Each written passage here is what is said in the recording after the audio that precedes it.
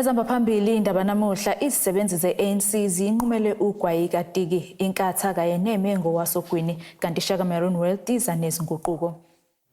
Lezi-ke izindaba ze-1KZNTV ifundelo samukeliso wanqulunga ngikubingelele mbukeli. Lo ngumphathi ehhovisi likakhongolose KwaZulu-Natal uPhilani Makhoba uthi-ke bafuna umqashi abakhokhele yonke imali abakoleta yona zingakapheli-ke izinsuku eziyisikhombisa. uMakhoba-ke usho kanje ngesikhathi-ke ethula uhlu lwezikhalazo zabo kubuholi-ke besifundazwe ngesikhathi-ke bebhikisha ngaphandle kwamahhovisi alenhlangano eThekwini.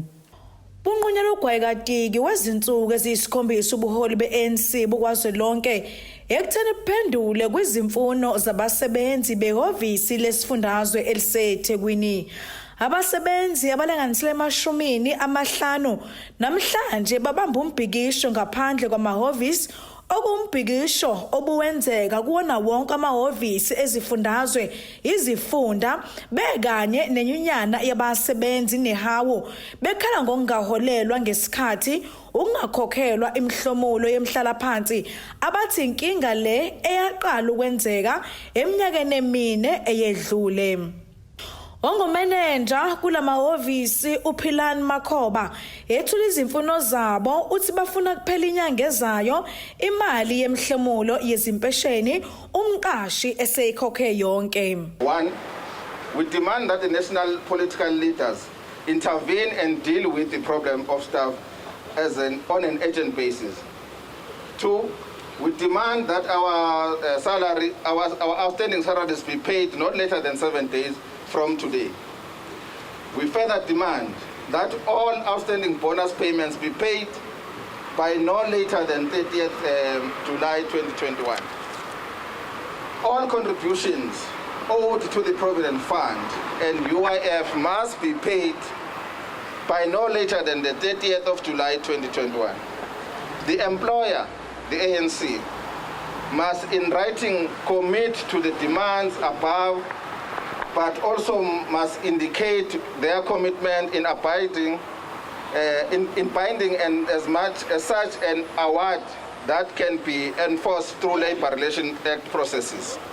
Ongusekela nobhala wenehawu uNtokozo Nxumalo uthi ukubhekana nenkinga yezimali kwe-ANC kungenxa yokuthi yancishelwa amavoto okhethweni likazwelonke lwangonyaka u-2019 okwaholela ekutheni bancishelwe izihlalo ePhalamende. U-ANC ukhala ngokuthi kuma-elections ka-2019 isupport or amavoti awathola anciphe okwenza ukuthi kunciphe ihlalo anazo eMaphalamende. Lokho kwenza ukuthi kunama-constituency offices agcine sevaliwe ngoba abakwazi ukuthi bawavule ngoba abanako abantu abazokusebenza khona. Lokho kwenza ukuthi-ke uma kuncipha izihlalo zamahamba zePhalamende kuncipha even ne-support emphakathini nama-office nesevala usho ukuthi-ke abakwazi ukuba ne-office elivuliwe elingenawo umuntu odiploye khona ngokwemembe yePhalamende. Emukela uhlu lwezikhalazo usihlalo we-ANC KwaZulu-Natal uSihle Ezikalala uthi bazoqinisekisa ukuthi bayaxoxisana nobuholi bukazwelonke obuphezulu okuyibona okumele buxazulule lezi inkinga zingaholelwa kwabasebenzi baphinde balandelele nangezimali zalaba sebethathe imhlalaphansi. Siyazibophezela ekutheni even labo abadlule emhlabeni imali yabo yangakhokhwa silandelele ekutheni ekugcineni iyakhokhwa. Labo abarithayayo imali yabo engakhokhwanga silandelele ekutheni imali zabo ziyakhokhwa. Nama conditions okusebenza siwenze abe kahle. Ukusebenzela i-ANC siyaqonda comes from uthando lwe-ANC and asingabazi ukuthi abantu abala ababasebenzi be-ANC banothando lwe-ANC futhi bayawusupport umzabalazo wenkululeko oholwa yi-ANC. Kanti labasebenzi kulindeleke ukuba babuyele ngokugcwele emsebenzini ngoLwesine wakulona leli sonto emva kokuthi ukusebenza kwabo kuphazamisekile osukwini lwanamhlanje. Ngudebeko Sibisi wezindaba ze-1KZNTV eThekwini. Iqembu leNkatha Freedom Party oGwini libambeke isithangami nabezindaba lapho-ke uhlalo wegatsha lasoGwini uSifundo Ngwane eveze ukuthi-ke abeneme ngendlela umkhandlu wasoGwini ophethe ngakhona nendlela-ke uhambisa ngayo izisiza kubantu okudala-ke imbhikisho emphakathini. Usho lokhu-ke ekhuluma neziko labezindaba le-1KZNTV emahhovisi i-IFP oGwini. Iqembu leNkatha Freedom Party oGwini libambe isithangami nabezindaba nalapho liveze ukungenami kwalo ngendlela umkhandlu uku libhekane khona neyinkinga zomphakathi nalapho beveze ukuthi nalembhikisho eyenzeka esifundeni uku ziyinkomba zokunganaki komphakathi. We are not happy at all, and for the entire 5 years they had not been performing the two core functions that are supposed to be done by the Ugu municipality, of which they are supposed to be supplying water to the communities and also supplying toilets to the communities. It has been 3 years now. There is not even a single toilet that has been brought to communities out there. There is always problems around water. That is why you had experienced many of the protest march that had been conducted by communities out there. Ganti iqembu leNkatha lithi umphathi kamasipala osulile esikhundleni kwakungamele akhokhelwe imali yezinyanga ezisele zenkontileka yakhe njengoba esaphenywa. Our problem around the matter of the resignation of the MM is to say he was not supposed to be paid for the entire 6 months that are remaining in his contract. Why are we saying that? It's because he is still under investigation. If the investigation and the outcome is pending, we should have waited, not paid him, because we do suspect that it might happen that the investigation will come out and say the MM at times misused the municipal funds. How are we going to recover that money if the MM is paid millions for the entire remaining 6 months? Ezindabeni ze-1KZNTV kube uSikanandakazi Kufashezi oGwini. Lo isikhulu esiphezulu endaweni yezokungcebeleka uShaka Undaba Ukhoza uthi-ke sebethathe isinqumo sokufuqa-ke umkhankaso emqondweni yabantu kakhulukazi kulesi sifundazwe ukuthatha-ke le ndawo njengendawo yokukhulisa ulwazi abanalo ngaphezulu-ke nokuyithatha-ke njengendawo yokungcebeleka. Ukhoza-ke usho kanje ngesikhathi-ke le ndawo inesifundo ngezinhlobonhlobo zezilwane kanye nakho konke-ke okutholakala olwandle ngenhloso yokuguqula indlela abantu abayibheka ngayo. Umphathi wendawo yezokungcebeleka engezinye zezithandwayo kuleli uShaka Undaba Ukhoza uthi yize bekujabulela ukuba ngezinye zeindawo ezithandwayo nengunqa phambili kubantu bakuleli nakubantu bakulesifundazwe ikakhulukazi bayazi ukuthi okuyona nto eletha abantu khona ukuzoyijabulisa kuphela.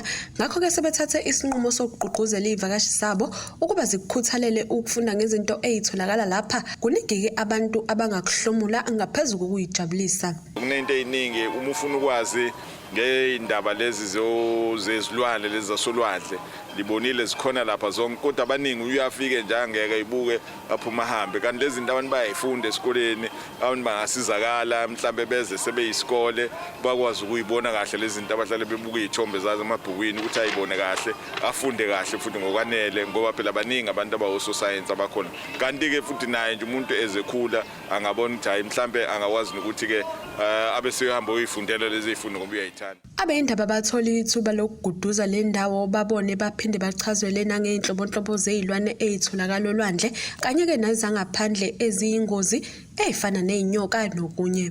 Reptiles are so misunderstood.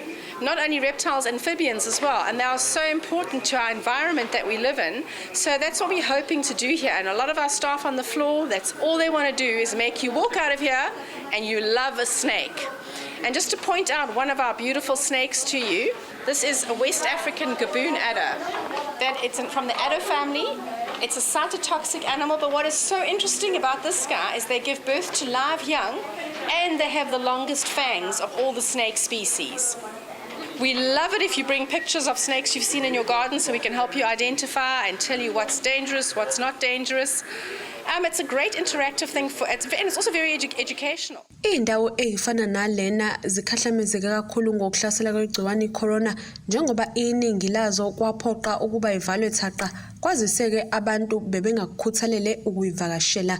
Umphathi walendawo uthi ke ngaphambi kokuhlasela kokhuvethe bebebamsene nabakwaSambro ohlelweni lokuletha kwezikole ukuba abafundi bazocosha ulwazi. Ngiyabona umuqale ezikoleni abantu ukuthi njoba sisebenzisana nezikole ukuthi umunye aqale mhlambe sesisikoleni ukuthi uma efike la azi ukuthi how sasize lana safike safundiswa nokuthi uma sebuya mhlambe sekuyimpela sonto esiyama nomndeni wakhe sekuyena usuke sebafundisa ngoba usiyabatshela ukuthi yabona lo fish lo ukuthi lobona lo fish lo ukuthi. Endabeni ze-1KZNTV kubika uNtomo khona mvubungisithi Usomabhizinisi osafufusa uAbdul Malik wesikole iAfrica School of Technology esifundisa abantu abasha ngobuxhakaxhaka besimanje uthi ukuphelelwa kwabazali imisebenzi ngenxa yegciwane iCovid-19 kumenzeke wathatha isinqumo sokufundisa abafundi mahala kulonyaka ke ngenhloso ukubasiza ukuze bathole iziqu zabo. uMalik usho lokho ngesikhathi nengxoxo ekhethekile nethimba lezindaba ngenhloso yokubheka ukuthi amabhizinisi nabo akwazileni ukusimama emva kwemigomo yokuvala kwezwe eyayiqinile njengoba ke kuyinyanga yabantu abasha.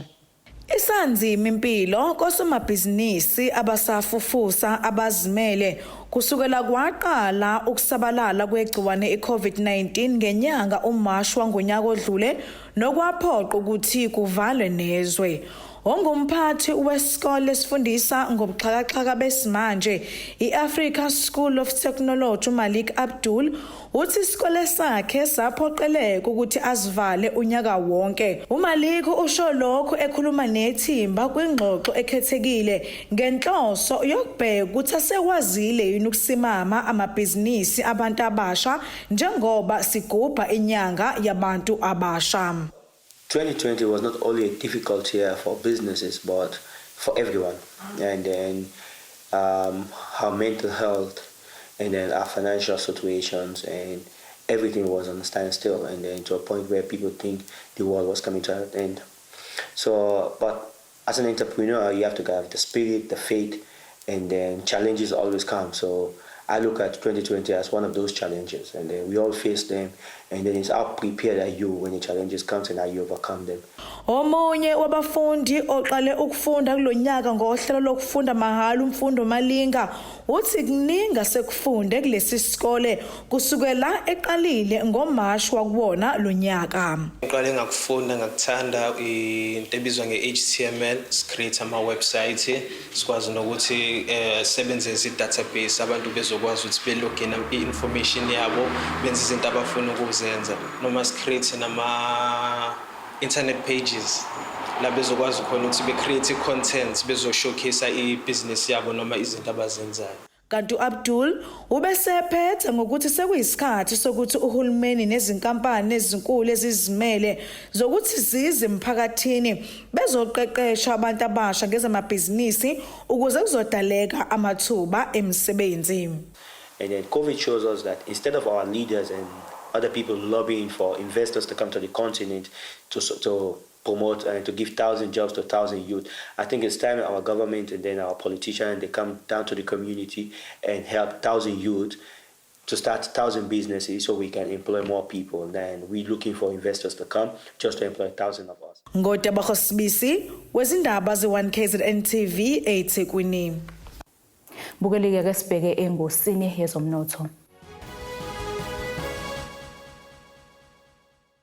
Irandi lu 13.75 cent maqhathaniswa nedola laseMelika libe u19.43 maqhathaniswa nopond waseBritain libe u16.68 cent maqhathaniswa neeuro yaseEurope igolide lona libe $1,868.15 ounce kuthwele ngahleziwe wona ube $72.86 umphongolo. Bukeleke ke sibheke engosini yezemidlalo. Ihlehlile imidlalo yama-playoffs obekulindeleke iqale namuhla phakathi kweRichards Bay kanye neRoyal AM eMhlathuze Sports Complex. Lokhu kwekuza emva kokuba ke iqembu iRoyal AM ifake isivimbelo enkantolo eGauteng Supreme ukuba ke lemidlalo ingaqali kwazise leli qembu ke lidlulisele phambili isinqumo senkantolo enkulu sokunika ke isekhukhuna amaphuzu amathathu nokwenzeke kube yiso esingompetha beGlad Africa Championship. Bukeleke ke sibheke isimo sezulu esingalindeleka osukwini lakusasa. Empangeni lizomboza ngamafu amazinga okushisa u11 kuya 26 degrees, eThekwini u17 kuya 26 degrees, uMgungundlovu Ovondongazibomvu u9 kuya 26 degrees, Olunde Mashona u12 kuya 29 degrees, eXhopho Mantente u9 kuya 25 degrees, siphethe ngeFriday Filidi u9 kuya 24 degrees. Bukeleke ingakho bese kuphathele zona osukwini namhlanje, mina nawe sihlangane kusasa futhi ngase isikhathi esifanayo. Nginifisela ubusuku obuhle.